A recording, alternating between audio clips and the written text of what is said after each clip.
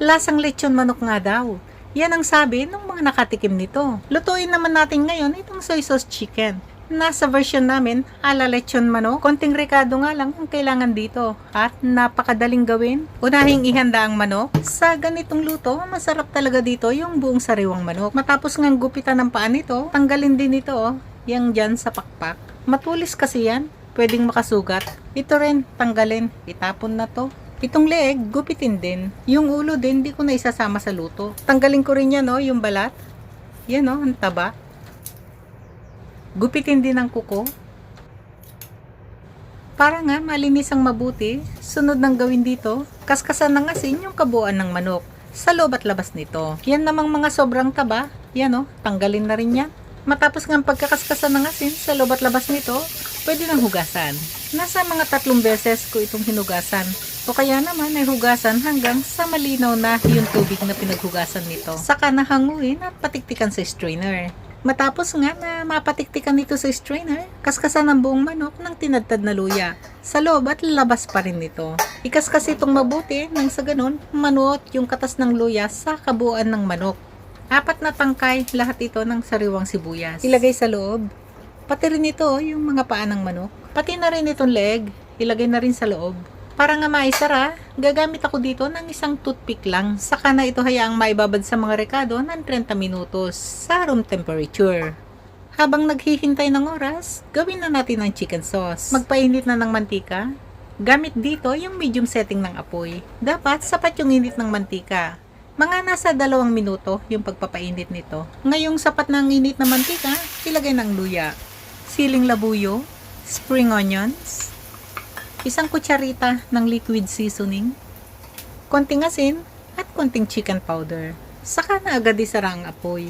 Pagkasara nga ng apoy, halu-haluin, ligis-ligisin, para maglasang mabuti lahat ng rekado. Sa mga nakatikim na nga ng sausawang ito, sigurado ako, relate kayo kung gaano nga ba ito kasarap.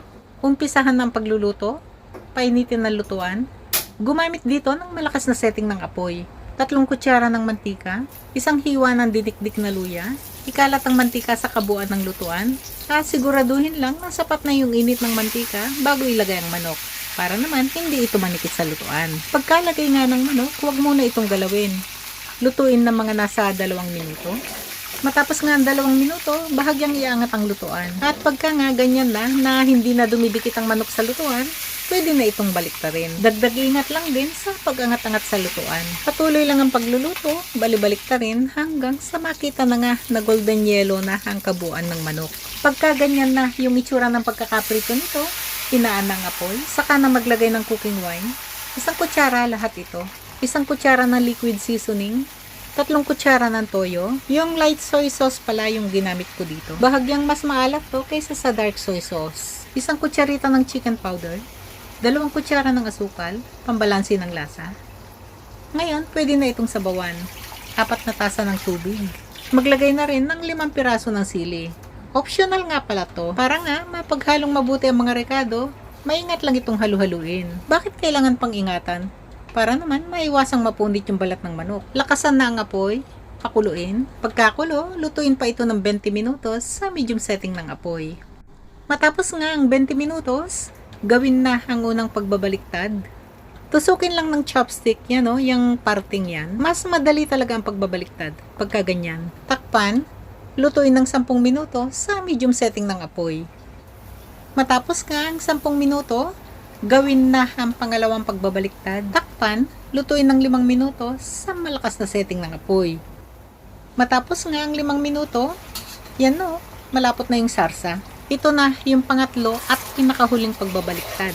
Ngayon, paliguan na ng sarsa yung kabuuan ng manok. Siguraduhin lang na malagyan lahat ng parte nito. Takpan, lutuin ng 1 minuto na lang, saka na isara ang apoy. Pagkasara nga ng apoy, hayaan lang itong nakatakip ng 10 minuto pa.